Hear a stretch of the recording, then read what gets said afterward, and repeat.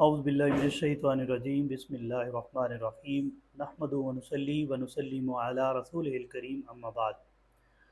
ناظرین و سامعین کرام، جیسے کہ پہلے ہم نے آپ کی خدمت میں بسم اللہ شریف کے چند اعمال پیش کیے اور ساتھ میں اس کے حقائق، آج چند اعمال اور اس کے ساتھ اس کے حقائق آپ کی خدمت میں پیش کریں گے۔ ہم نے علماء سے یہ سنا ہے کہ حضرت عیسیٰ علیہ السلام ایک قبرستان سے آپ گزر رہے تھے اور آپ نے دیکھا کہ ایک قبر میں مردے کو عذاب ہو رہا ہے۔ آپ نے وہ سارا ماجرا دیکھا اور آپ وہاں سے آگے گزر گئے۔ چند عرصے کے بعد آپ وہاں پر جب دوبارہ تشریف لائے تو آپ نے دیکھا کہ وہ جو مردہ ہے اس پر سے عذاب ختم ہو گیا ہے اور اس کی قبر جو ہے وہ نور ہو گئی ہے۔ تو آپ نے اللہ رب العزت کے سامنے عرض کیا کہ یا باری تعالیٰ کہ یہ کیا ماجرا ہے۔ اللہ رب العزت نے ارشاد فرمایا حضرت عیسیٰ علیہ السلام سے کہ جس وقت یہ شخص مرا تھا اس وقت یہ بہت گناہ گار تھا اور اس کی قبر پر عذاب ہو رہا تھا۔ جب یہ فوت ہوا تھا تو اس کا بچہ چھوٹا تھا۔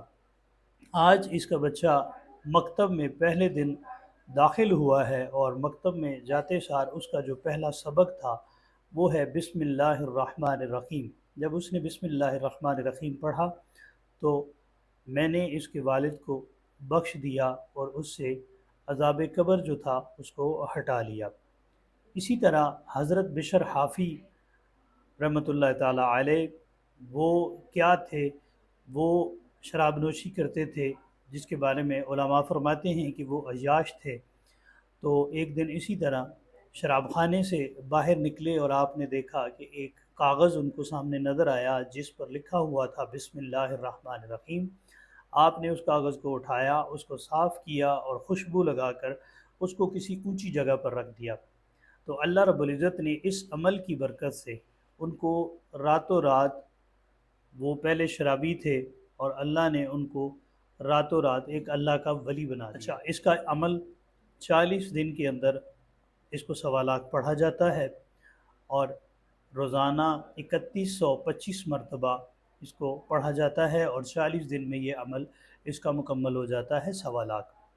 اگر آپ اس عمل کو کرنا چاہیں تو پہلے کسی صاحب سلاسل بزرگ سے اجازت حاصل کریں، وہ اجازت دیں، اس کے بعد عمل شروع کریں، یا آپ ہم سے بھی اجازت حاصل کر سکتے ہیں، کیونکہ بغیر اجازت کسی بھی عمل کو کرنے سے رجعت ہوتی ہے اور رجعت کی وجہ سے بہت سارے مسائل ہونا شروع ہو جاتے ہیں۔ رجعت کا مطلب جو ہے وہ یہ ہے کہ کسی چیز کا آپ کی طرف لوٹنا، رجوع، مطلب آپ کسی عمل کو کر رہے ہیں اپنی بہتری کے لیے اور وہ عمل آپ کی طرف واپس لوٹ جائے تو مطلب آپ کی اس سے حالت طبیعت آپ کی خراب ہو جاتی ہے۔